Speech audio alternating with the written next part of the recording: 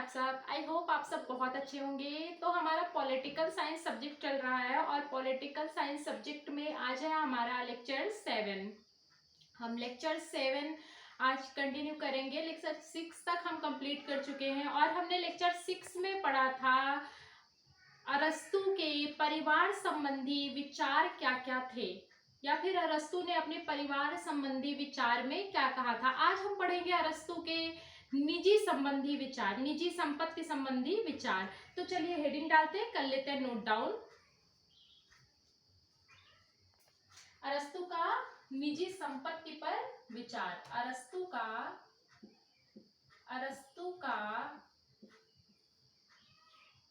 निजी संपत्ति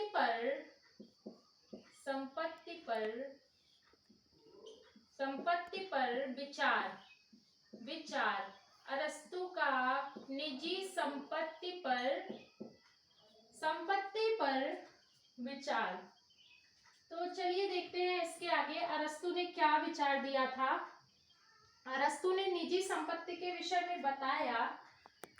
अरस्तु ने परिवार के साथ साथ निजी संपत्ति को बहुत महत्व दिया। उन्होंने कहा कि संपत्ति के अभाव में व्यक्ति का जीवन कठिन है और संभव भी कुछ हद तक नहीं है। ऐसा अरस्तु महोदय ने बताया कि व्यक्तित्व का विकास संपत्ति के अभाव में नहीं हो सकता है, ठीक तरीके से नहीं होगा, क्योंकि अतिथियों के लिए भी संपत्ति आवश्यक है और अपने बच्चों की शिक्षा दीक्षा के लिए भी संपत्ति का होना आवश्यक है।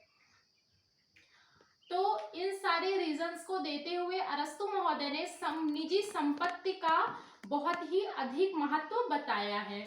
तो ये हेडिंग हमारी कंप्लीट होती है। अरस्तु का निजी संपत्ति विचार क्या था। अब इसमें देख लीजिए थोड़ा सा 2 पॉइंट। अरस्तु ने संपत्ति का प्रकार भी बताया है। अरस्तु ने संपत्ति का प्रकार बताया है, प्राकृतिक संपत्ति और कृत्रिम संपत्ति। नोट डाउन कर लेते हैं। प्राकृतिक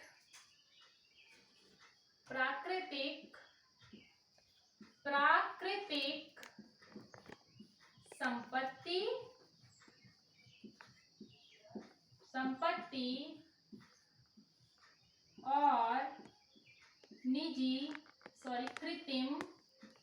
और कृत्रिम संपत्ति। कौन सी? प्राकृतिक और कृत्रिम।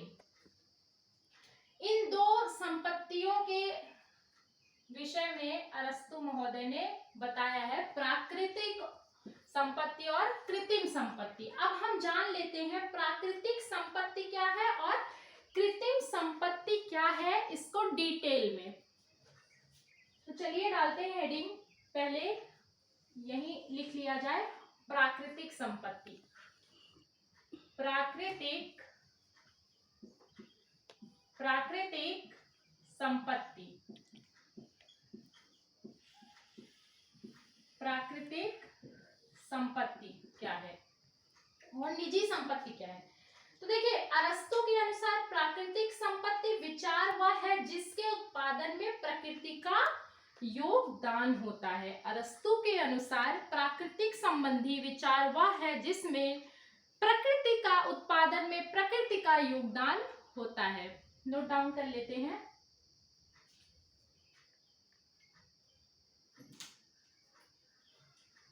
अरस्तु के अनुसार प्राकृतिक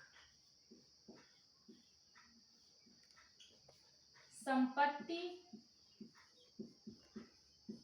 संबंधी विचार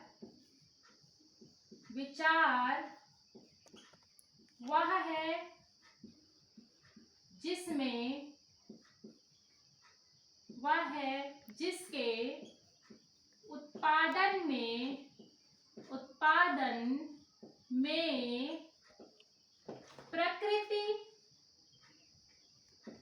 प्रकृति का योगदान होता है। ठीक है, प्रकृति का क्या होता है? योगदान होता है। वो है प्राकृतिक संपत्ति। अरस्तु महोदय ने नेक्स्ट पॉइंट देखेंगे इसी में कि अरस्तु महोदय ने दासों को भी प्राकृतिक संपत्ति का हकदार बताया है। अरस्तु महोदय ने नेक्स्ट पॉइंट देखेंगे, अरस्तु महोदय ने, अरस्तु, इसको इरेज कर लेते हैं फिर लिखते हैं आगे। नेक्स्ट पॉइंट यहां डाल लेते हैं। अरस्तु महोदय ने, अरस्तु ने दासों को भी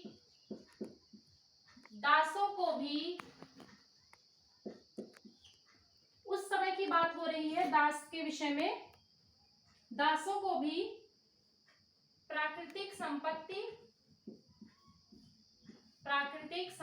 का क्या बताया है, हकदार, प्राकृतिक संपत्ति का हकदार बताया है। ठीक है, ये इतने पॉइंट आपको भी समझ में आ गया, मुझे भी आ गया। चलिए बढ़ते हैं आगे। अरस्तु ने दासों को भी प्राकृतिक संपत्ति का हकदार बताया है। चलिए अब देखते हैं अरस्तु का कथन क्या है। एक कथन देख लेते हैं इसी हेडिंग के अंतर्गत। विषमता क्रांति को जन्म देती है। अरस्तु महोदय बताते हैं विषमता क्रांति को जन्म देती है। इसको नोट डाउन कर लेते हैं, इस कथन को यहां इरेज कर देते हैं, थोड़ा स्पेस हो जाएगा लिखने के लिए। विषमता क्रांति को जन्म देती है। विषमता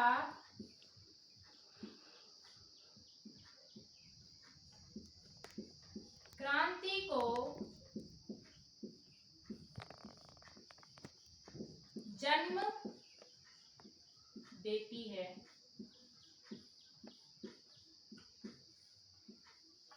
ठीक है, विषमता क्रांति को जन्म देती है, ये अरस्तु महोदय का कथन है।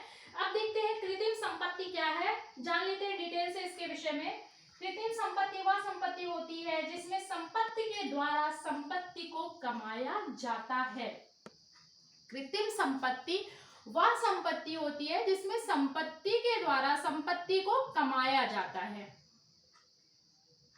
किसी संपत्ति को बेच लिया, फिर किसी संपत्ति को खरीद लिया, या ऐसे ऐसे करके आप देखिए समझ में आएगा। इसको पहले नोट डाउन कर लेते हैं, हेडिंग डालते हैं कृत्रिम संपत्ति। दूसरा पॉइंट जो था हमारा कृत्रिम, आज अरस्तु का टॉपिक समाप्त कर दिया जाएगा। कृत्रिम संपत्ति,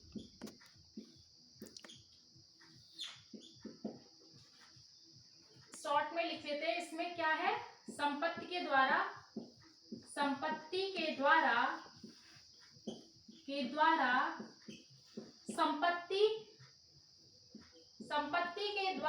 संपत्ति कमाई जाती है।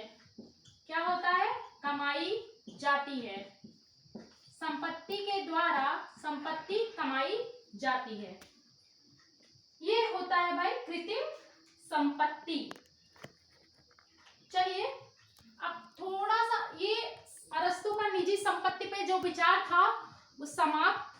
अब हम एक नेक्स्ट पॉइंट देखेंगे, अरस्तु का नागरिकता पर क्या विचार था, उन्होंने नागरिकता पर क्या क्या कहा था। इसको इरेज कर लेते हैं फिर बढ़ते हैं आगे। हेडिंग डालेंगे अरस्तु का नागरिकता संबंधी विचार। अरस्तु का नागरिकता संबंधी, अरस्तु का नागरिकता पर विचार या संबंधी विचार, कुछ भी लिख लीजिए, पर विचार। ठीक है, अब देखिए इसके अंतर्गत अरस्तु ने नागरिकता के विषय में क्या कहा है, क्या बताया है।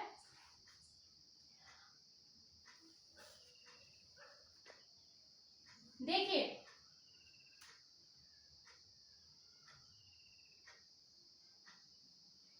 अरस्तु प्राचीन काल का पहला ऐसा विचारक है जिसने नागरिकता पर अपने विचार दिए। अरस्तु महोदय कहते हैं कि कोई भी व्यक्ति नागरिक नहीं बन सकता है, कोई भी व्यक्ति कहीं का नागरिक नहीं बन सकता है जब तक कि वह राजकीय कार्यों में यानी कि राज्य के कार्यों में भाग नहीं लेता है। ठीक है, कोई भी व्यक्ति कहीं का नागरिक नहीं बन सकता है जब तक कि वो राज्य के कार्यों में भाग नहीं लेता है। कोई भी व्यक्ति कहीं भी जन्म लिया, किसी भी कहीं भी का अर्थ ये होगा किसी भी स्टेट में, किसी भी राज्य में जन्म लेने से वो वहां की नागरिकता तो प्राप्त नहीं कर सकता है जब तक कि वो उस राज्य के कार्यों में भागीदारी ना निभाए। ये अरस्तु के कहने का मतलब था। लिख लेते हैं, कोई भी व्यक्ति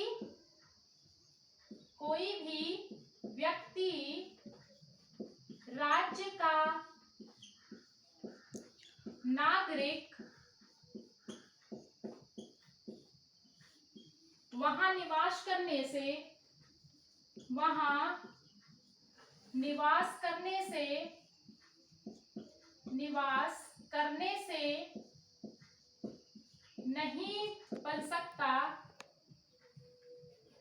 नहीं बन